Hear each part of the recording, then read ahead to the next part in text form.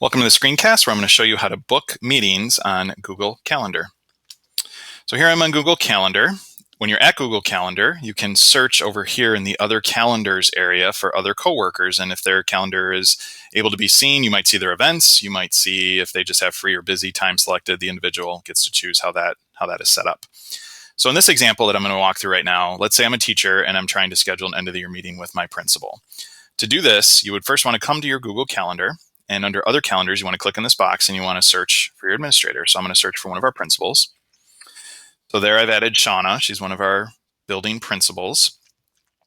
What you'll notice though is the more color boxes that you see lit up over here, that means the more calendars that are on. So right now the Chad calendar is on and the Shauna calendar is on. This might get a little hard to read.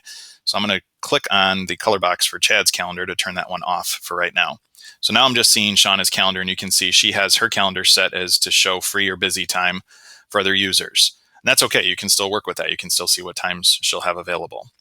So how to look at this and kind of pick a time. You could look at it like this and kind of say, okay, 10 o'clock here, she's busy. 10:45, she's busy.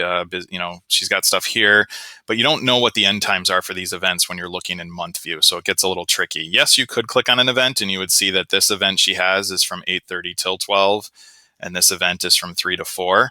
But doing that might be a little cumbersome. Another way you could look at this more easily is if you click into week view. So if I click on week, now I can see kind of blocks of time that might line up when I have my prep hour or maybe a time before or after school. You can use the arrows over here to jump around week to week. And so you probably want to jump around and find a time that works for you. So here, let's say I was trying to schedule with her on this Thursday afternoon. You can click anywhere on this week view and it'll start putting a 1 hour block in there. Notice that's green because that's going on my calendar. I'm using the Franklin Tech Franklin account right now for this demo. So that's my calendar that the event would go on right now. So if I was going to label this, I'd probably want to label it something that would make sense to her. So maybe Kafka Plant end of year meeting. So calendar events by default are 1 hour. You could, if this was just going on your calendar, you'd be done at this point. But in this case, you want to invite somebody. So just by putting their name up here does not invite them. You would have to come down here to edit event. And when you get into the edit event screen, this is where you can change the times for things. So let's say the expectation from her is just for maybe a 15-minute meeting. So 1:30 till 1:45, I can put that in there. Under guests, I have to make sure to invite her. So I'm going to start typing her name and it should auto-populate. There's her name. So now she's added to this event. Location would be good. So we'll put Shauna's office. You'll get some auto pop-ups like that occur that Google Calendar thinks you're maybe going to go to a certain location. If you just keep typing and put text in there, that's fine. It can just hold text as well. Description is like the body of an email. So this is what the person will see when you send the invite.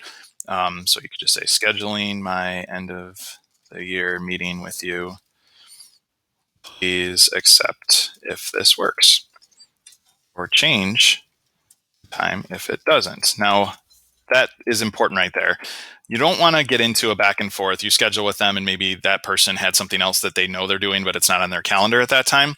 One way that you can avoid that kind of email tag is after you've added the person here under guests, down here, and I'll make this a little bit bigger, down here under guests can, you probably want to check this modify event. This is really good to check when you're scheduling meeting with other people, like if it's a one-on-one with somebody. That way, if they have to change the event, they can come to the event, they can change the time, they can also see your calendar. So maybe Shauna had something come up and she needs to find another time. When she comes into the event like this, she can click on this find a time and see my calendar, her calendar side by side, maybe pick a different time. And that will always send you an email notification if there is a change. So it just alleviates some of that back and forthness of playing email tag, like when can you meet? Does this work for you? And you can do it all here at the calendar event. So those are some tricks to make that efficient. When you're done, you can click save. That'll send the notifications to whoever you've invited. And that is how you can book a meeting on Google Calendar. Thanks for watching.